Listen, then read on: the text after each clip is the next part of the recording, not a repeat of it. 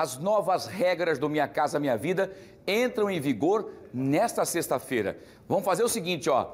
Nós vamos saber agora o que é que mudou ou não, o que é que melhorou, quais são as condições, ao vivo, porque a Maria Maciel vai nos trazer detalhes sobre isso. Eu quero saber o seguinte, Maria Maciel, além disso, vai ter financiamento também para imóveis usados. Aliás, essa é uma das novidades. Maria, tá melhor do que antes então, não é não? Bom dia.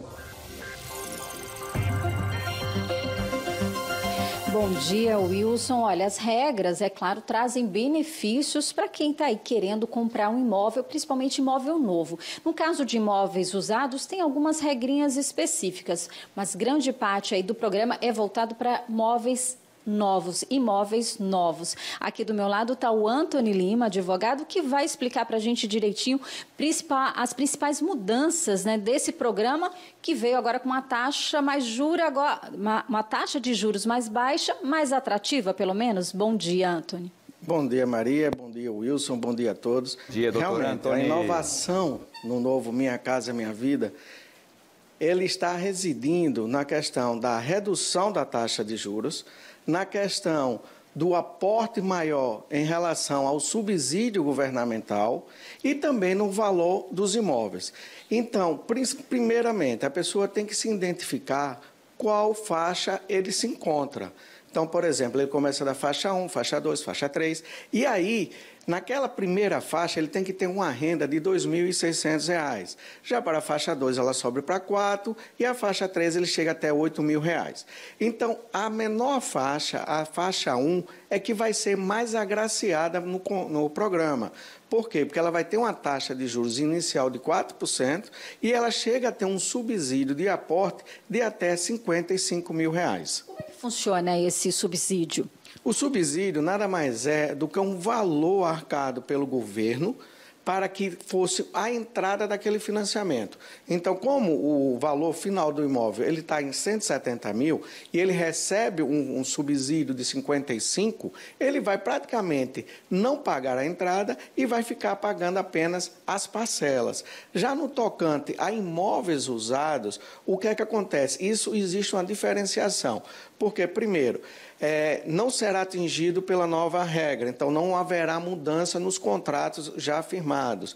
No entanto, se algum daqueles mutuários se tornou inadimplente e esse imóvel ele retornar para o programa, porque assim determina a lei, no caso de inadimplência, retomada do bem, o imóvel volta ao programa, aí sim existe essa possibilidade de fazer de acordo com a regra nova.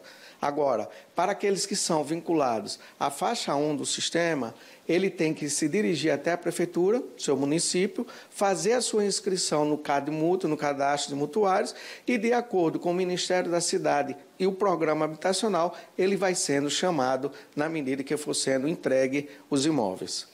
Agora, a pergunta que fica, né? Existem esses imóveis já prontos ou vai ser daqui para frente, aquecer aí o mercado, as construtoras? Eu acredito que imóveis novos nesse momento não deva ter, mas existe sim projeções de construções de novas moradias. O que vem a aquecer o mercado, né, tendo em vista que a construção civil subiu muito o preço de insumos, subiu muito o preço de imóveis e com a criação, a renovação do programa Minha Casa Minha Vida, permite para que construtoras visualizem esse nicho, ou melhor dizendo, volte a visualizar e atuar nesse nicho para que as pessoas possam sim ter sua casa própria. Que é um público grande, né? Qual a estimativa de pessoas que podem ser beneficiadas? Olha, é bastante alta essa estimativa, porque você considera aí no mínimo 3 faixas. Então, a começar pela faixa 1, que está de R$ 2.600, muita gente realmente se enquadra logo nesse patamar.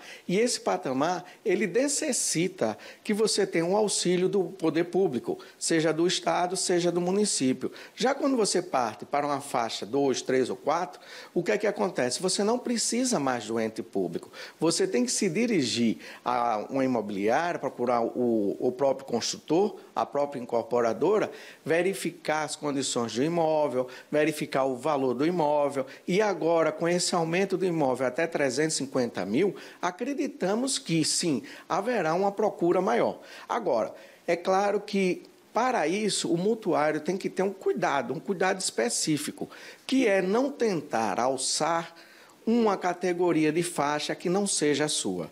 Então, por exemplo, se ele está na faixa 1, nós aconselhamos sempre, olha, permaneça na faixa 1. Por quê? Porque se você tentar, eu vou sair da faixa 1 para tentar ir logo para a faixa 2 e juntar a composições de renda, você pode ser prejudicado. Porque você sai de um patamar de taxa de juros de 4 e passa para um patamar de taxa de juros de 6 ou até 8. E tem consequências para isso. Por quê? Porque o programa de financiamento, seja ele normal, seja ele Minha Casa Minha Vida, é no mínimo 30 a 35 anos. E durante todo esse período pode sim acontecer alguma coisa e ele não conseguir pagar. Aí aquele sonho vira pesadelo.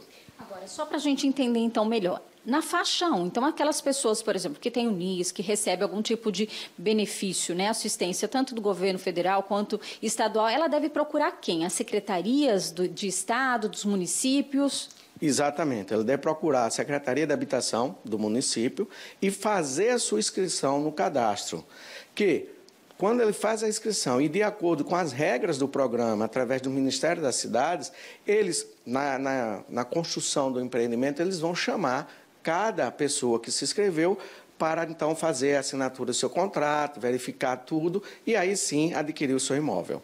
Agora, é preciso também que esses entes eles possam verificar qual é essa demanda também, né? É uma demanda reprimida, a gente sabe que o déficit habitacional, principalmente nessa faixa de renda, é muito grande, né?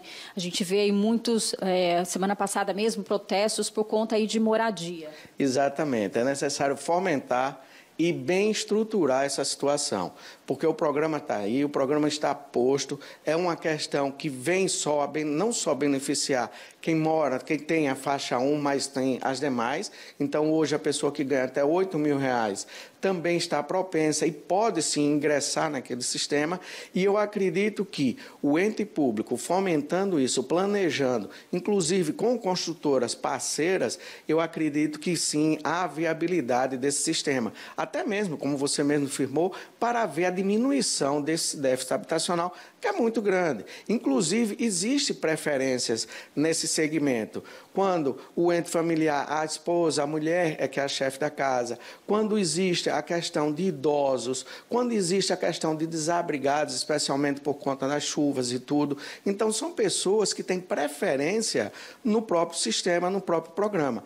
É necessário, sim, que o ente público volte a investir nesse segmento, fazer suas parcerias e fomente, mobilize para que as pessoas tenham a sua casa própria.